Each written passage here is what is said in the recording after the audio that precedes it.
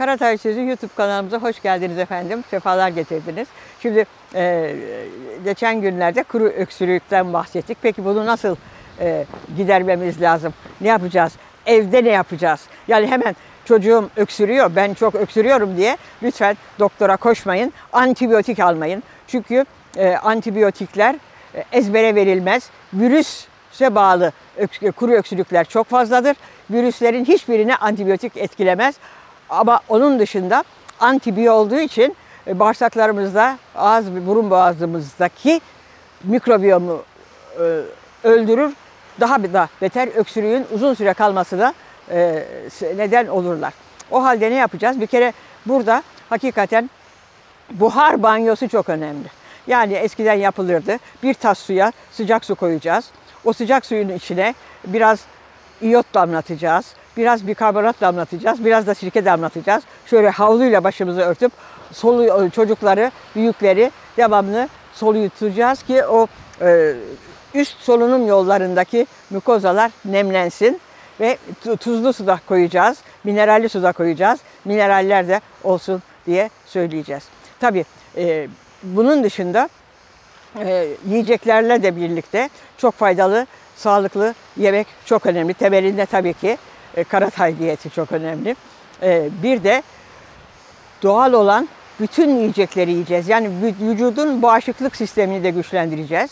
Bağışıklık sistemini güçlendirmek için hücrelerin bağışıklık sistemi. Yani kola vurulan sıvılarla değil. Çünkü Mustafa Kemal ne diyor biliyorsunuz? Mustafa Kemal diyor ki hattı müdafaa yoktur, sathı müdafaa vardır. O satıh da nedir? Vatandır. Biz hekim olarak vatan ne bizim için? İnsan vücududur. Yani bütün vücudumuzdaki hücreleri güçlendirmemiz lazım. 2 tane buraya sıvı koymakla hiçbir şey elde edemiyoruz. Bunu anlatmaya çalışıyorum. O halde beslenme burada çok önemli. Tabii beslenmenin en başında sigaradan da uzak duracağız. Efendime söyleyeyim, hava kirliliğinden de uzak duracağız. Havalarımız çok kirli biliyorsunuz. İşte okullardaki deterjanlardan, şeylerden uzak duracağız. Dezenfeklerden de uzak duracağız.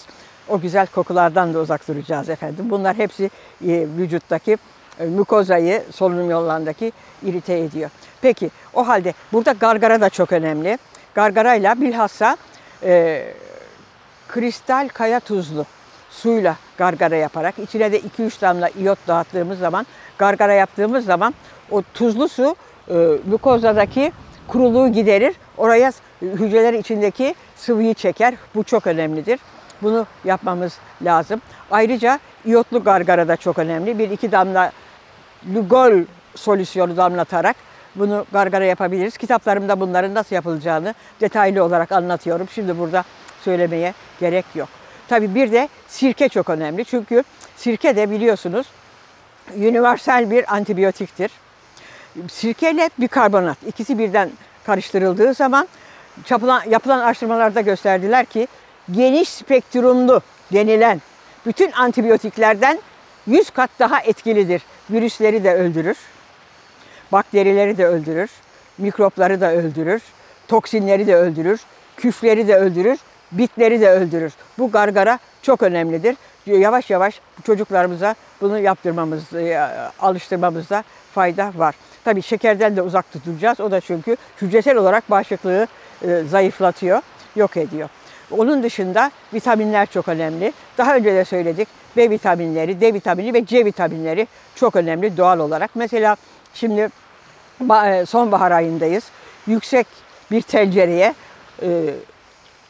ilaçsız olan köy domatesi koyup kaynatıp onun suyunu biraz soğuk olarak veya limon sıkarak, tuz sıkarak çocuklara içirebiliriz okula gönderirken. Ve de gargara yaptırmak çocuklara alıştırmamız lazım. Çok önemli. Bunu da söylemek istiyorum. Tabii bütün bunları yaparken aklımıza ne geliyor? Kelle paça geliyor efendim. Kelle paça doğal olarak B vitamini ihtiva eder, yağ ihtiva eder. Efendime söyleyeyim. Ve kelle paçada bulunan glutamin de hakikaten büyüme hormonu salgılanmasına yardım eder. Hem çocuklarda, büyüklerde de bağışıklık sistemini güçlendirir. Büyüklerde de yaraları düzeltir. O halde solunum yolundaki mukozadaki hücreleri yapısını güçlendirir.